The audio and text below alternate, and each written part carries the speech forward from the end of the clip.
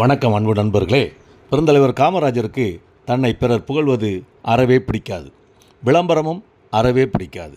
இப்படிப்பட்ட காமராஜர் அவர்கள் ஒருமுறை சென்னையில் மகாத்மா காந்தி சிலை திறப்பு விழா நடைபெற்ற போது தலைமையேற்று அதை நடத்தி கொண்டிருந்தார்.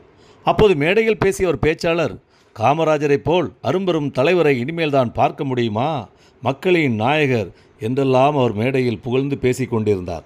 தன்னை புகழ்வதை அறவே இருப்பவரான காமராஜர் ஒரு குறிப்பில் என்னை புகழாதே என்று எழுதி அவர் பார்வைக்கு அனுப்பினார். அப்போதும் அந்த பேச்சாளர் நிறுத்தவில்லை. காமராஜருக்கு வந்ததே கோபம். எழுந்தார். மைக்கில் என்னை புகழ்வதை நிறுத்துங்க, என்ன மகாத்மாவை பற்றி மட்டும் பேசுங்க, காந்தியை பற்றி மட்டும்தான் இந்த நேரத்தில் நம்ம பேசணும், அவரை பற்றி பேசுவதுதான் முறை, நல்ல தன்மையும் கூட, என்னை பற்றி தேவையில்லாமல் பேசுவதை தவிருங்கள், இது எனக்கு பிடிக்காது என்றார் கோபமுடன்.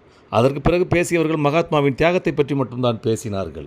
இன்று நினைத்து பாருங்கள், சுய விளம்பர மோகிகளும் அரசியல் வட்டத்தில் பெருத்து காணப்படுகின்ற பெருச்சாளிகளும் உள்ள நாடு.